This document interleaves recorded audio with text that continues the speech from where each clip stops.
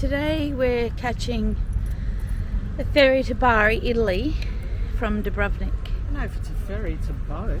Yeah, it's more like a boat. But the Jadrolinija. Anyway, it's very hard to, like, the transport dropped us off at a building. Then we had to cross the road to go get the tickets, drag our suitcases. But one of us could have gone just got the tickets. It didn't need. She didn't even need your passport. She didn't even look at it. It must be just to get on the boat. Right. Yeah. So, because they say to bring your passports. So, so you had to go across the road, and then we came back, and then we're in another building, and it's still not clear where you have to go. So we just asked the information centre, and we're just standing in the shade waiting because we can't board for another 20 minutes. So we're just waiting. That's where all the cars are lining up to go into the ferry, and the ferry's that one right there. That one there. Yeah. So yes, it's not all in one place, so leave yourself plenty of time. Traffic was a bit hectic this time of day. And high season's going to be way worse. Yeah, so if you're in the summer season, yeah, the traffic, you'd have to leave. I'd give yourself maybe 90 minutes to get here from wherever you're staying. Depends where you're staying. Okay, so we've asked several different people, and you go across this car park. So the cars are all lining up to get in to the boat, and we go across this car park where the boat is. Apparently these gates will magically open and let us in. So it's a bit of a palaver, but we'll see if this is the right way.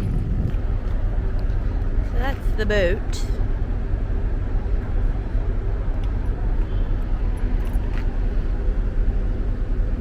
That's where the cars go, and I'm guessing this gate will open and we'll be allowed in. Alright, so we got along onto the ferry,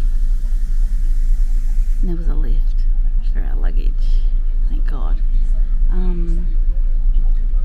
It's very unclear, like they just say get on, so we didn't know where to sit, so we're sitting in a saloon for a minute, but I think there's smoking inside, so I'll show you.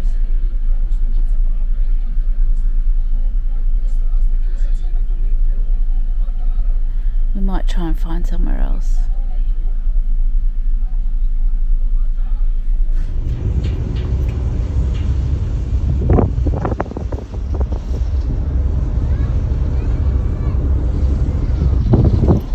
So we're on this ship. This is the ship. Ferry, whatever. Everyone can bring their dogs, and we're just leaving Dubrovnik.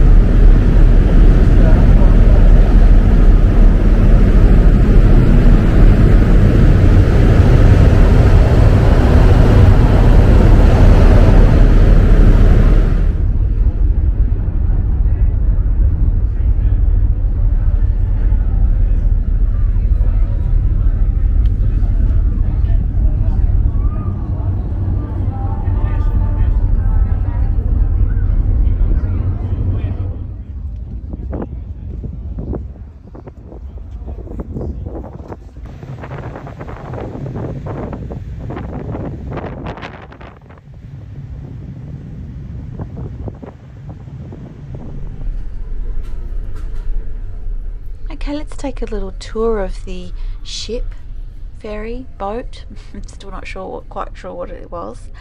Plenty of places to sit. There's like a little place of worship there, like a little church thing. There's tables, chairs, lounges, plenty of room for everyone. This was in the sort of the low season prior to summer. Not quite sure what this ship would be like in the height of summer. Everyone hopping from Croatia to Italy, so be aware of that. There's a few levels on the ship. Obviously the bottom is where all the cars and caravans and people come in, and then there's just several levels of chairs and tables, and as you see the plush lounges, which were first to go. So my advice, if you want one of the plush lounges, head for that first. It's more or less on the first level after the cars, so that's where you go down to the car levels, so you can't really go down there when the ship is moving. Plenty of seating everywhere. As you can see, there's another load of seating here. There was no difference in price or anything. It's pretty much where you find a seat you can sit. Whatever's comfortable for you and how much luggage you've got and how many people you've got. So wherever you're comfortable, and you don't have to stay in the one place anyway. There are cabins available if you want privacy for a proper sleep or you have small children. Obviously those tickets are a little bit more expensive. We paid about $256 Australian for a one-way ticket for the two of us. That's about €155 or $167 US. This was a full day journey, but there is an overnight journey available on certain days, so a cabin might come in handy for the overnight one. There's plenty of room to walk around the ship. If you're feeling seasick or you're bored, you can do multiple laps. You can go outside anytime. You can sit outside the whole time. Lots of people are out there with their dogs, giving them some fresh air. So yeah, there's plenty of room to walk around.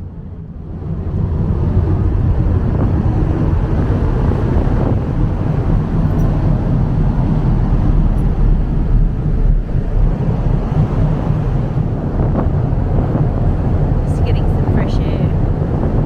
I don't know if you can hear me over the engines.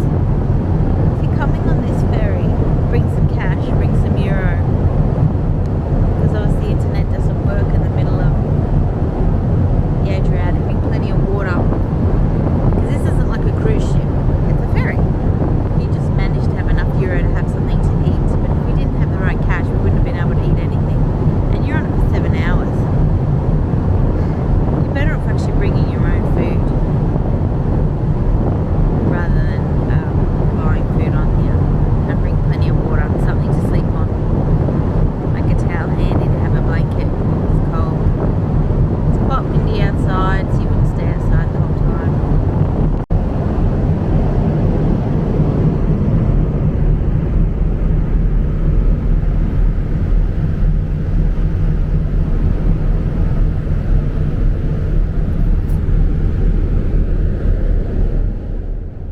This ship wasn't rough at all. I didn't feel seasick. I didn't even sway, bump, roll, anything. It was a nice, calm journey.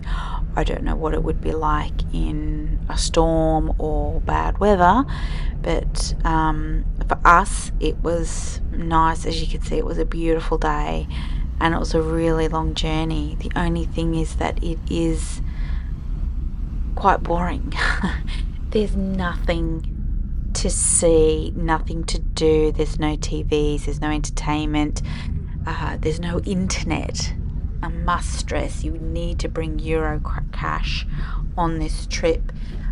Quite a few people got caught out and couldn't eat, couldn't order drinks, couldn't do anything, couldn't even get a cup of tea because they didn't have any cash. because there is an ATM on board, but it relies on the internet. It just didn't occur to us that the internet wouldn't work out in the middle of the Adriatic, so just be aware of that. Bring your cash with you and bring some entertainment, a Kindle, a book. Like I said, internet's not going to work and the kids won't have their iPads or anything like that available unless you've got, I don't know, some fancy satellite connection or something. But yeah, there's nothing out here to do except sleep and rest and read a book perhaps. This trip was quite quiet. The kids seemed to be very well behaved, Croatian kids or Italian children or even the international kids. Very quiet, no running around, no screaming, carrying on, anything like that. Maybe they were in their cabins, I'm not sure. And there wasn't even any rowdy people, getting drunk or anything like that. I think I'm used to Aussies having a roaring good time when there's alcohol involved. But yeah, this was quite a quiet and very subdued trip. So there is a restaurant on board. It opens at certain times. The menu is coming up.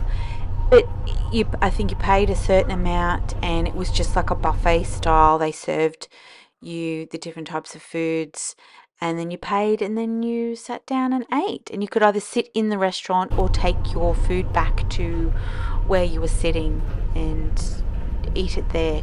Wasn't too much to choose from, but it was enough to, get you by.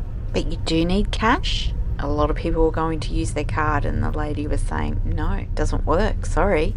Internet doesn't work out here. But you're probably better off bringing a couple of snacks and sandwiches from Dubrovnik. That would have been a better idea had we been a bit more organised. I think I would have preferred that. Italy, welcome to Italy. We made it. We made it to Italy. Thank you for making it this far, watching our video. Next is a short pictorial of our stay in Bari. Please like and subscribe, and our next video will be on southern Italy. Thank you.